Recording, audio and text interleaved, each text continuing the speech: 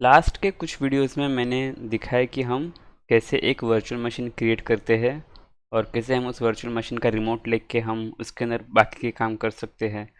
तो ताकि हम एक प्रॉपर तरह से स्टार्ट हो जाए और मोटिवेटेड हो जाए कुछ करने के लिए, इसके लिए मैंने फटाफट वो वर्चुअल मशीन क्रिएट करके दिखा दिया और उसको एक बार यूज़ कैसे करना है वो बता दिया। अब आई थिंक कि हम इतने थोड़े स्मार्ट हो गए हैं, तो अब हम एक और इम्पोर्टेंट टॉपिक की तरफ ध्यान देते हैं जिसके बिना क्लाउड हो ही नहीं सकता। वो टॉपिक है IaaS, PaaS और SaaS के बीच का डिफरेंस। अब मैंने ये एक स्क्रीनशॉट है जो मैंने माइक्रोसॉफ्ट के साइट से लिया है। ये तीन चीज़ आप बहुत जगह पे देखने वाले हो। एटलीस्ट जब तक आप एग्ज़ाम दोगे तब तक तो देखोगे ही देखोगे। ओके, सो मैं फर्स्ट चीज़ बता देता हूँ कि ये जो IaaS हम देख रहे हैं वो है, इसका फुल फॉर्म हम बोलेंगे इंफ्रास्ट्रक्चर एज ए सर्विस। अब क्या मतलब होता है इसका? अभी हम जानते हैं कि जब हम क्लाउड की बात करते हैं तो क्लाउड में हम कुछ ना कुछ सर्विस लेते हैं अपने क्लाउड प्रोवाइडर से, और उन सर्विसेज का क्या कंट्रोल है, डिग्री ऑफ कंट्रोल क्या है, उसके अकॉर्डिंगली हम हर सर्विस को इस कैटेगरीज में डिवाइड कर देते हैं। जैसे कि IaaS यानी कि infrastructure as a service, PaaS यानी कि प्लेटफॉर्म एज ए सर्विस, या फिर SaaS यानी कि सॉफ्टवेयर एज ए सर्विस। अब IaaS इसमें हमारे पास जो है हमारे रिसोर्स का हार्डवेयर लेवल कंट्रोल हमारे पास होता है।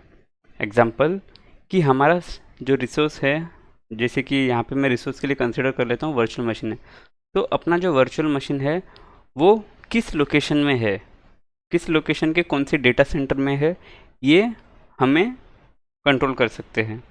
वर्चुअल मशीन को किस तरह की इंटरनेट कनेक्शन मिला है, उस इंटरनेट कनेक्शन का स्पीड आप कंट्रोल कर सकते हो, या फिर उसके फायरवॉल्स को आप कंट्रोल कर सकते हो। साथ ही आपको कितने GB का रैम मिल रहा है, कितना हार्ड डिस्क मिल रहा है, कितना कोर का CPU है, आप वो सब कंट्रोल कर सकते हो। तो यहाँ पे आपको पूरा का पूरा इंफ्रास्ट्रक्चर दी जाती है एज ए सर्विस, इसलिए हम उसको बोलते हैं इंफ्रास्ट्रक्चर एज ए सर्विस।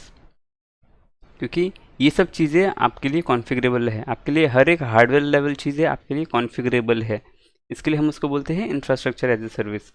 दूसरी चीज़ आ जाती है वो है platform as a service. Platform as a service में आप इन सभी चीज़ों को कंट्रोल नहीं कर सकते हो। आप ये नहीं कंट्रोल कर पाओगे कि मुझे रैम कितना मिला है, CPU कितना मिला है, स्टोरेज कितना मिला है। वो बस आपको एक प्लेटफॉर्म दे देंगे। अभी प्लेटफॉर्म से मेरा क्या मतलब है? प्लेटफॉर्म से मेरा मतलब है एक ऑपरेटिंग सिस्टम और साथ में ही उसको उसके रिलेटेड कुछ टूल्स, कुछ मैनेजमेंट के टूल्स। अभी ऑपरेटिंग सिस्टम से मेरा मतलब है ये विंडोज़ या फिर विंडोज़ सर्वर या फिर लिनक्स का कोई भी ऑपरेटिंग सिस्टम। तो यहाँ पे क्या, अगर मैं प्लेटफॉर्म एज ए सर्विस की बात कर रहा हूँ तो वो ऑपरेटिंग सिस्टम आप IaaS में भी इंस्टॉल कर सकते हो, राइट। बट आप IaaS में ऑपरेटिंग सिस्टम के साथ साथ ये सभी चीज़ों को भी कॉन्फ़िगर कर सकते हो। लेकिन PaaS में आप सिर्फ ऑपरेटिंग सिस्टम और उसके इस साइड के जो चीज़ें हैं सिर्फ वो कॉन्फ़िगर कर सकते हो। आप ये नहीं चूज़ कर पाओगे कि मुझे कितना कोर ऑफ CPU मिला है, या फिर कितने GB का रैम मिला है, या फिर कितना हार्ड डिस्क का स्टोरेज मिला है। आप बस बोलोगे कि मुझे विंडोज़ का ये एक वर्चुअल मशीन चाहिए और मेरा हैवी लोड है, या फिर मेरा लो लोड है, या फिर मेरा मीडियम लोड का काम करने वाला हूँ, तो उसके हिसाब से आप पैसे ले लो और मुझे ये वर्चुअल मशीन दे दो। मुझे CPU, रैम, रोम इस सब से मेरा कोई लेना देना नहीं है। तो वहाँ पे आप चूज़ करोगे प्लेटफॉर्म एज ए सर्विस। उसके बाद आता है सॉफ्टवेयर एज ए सर्विस।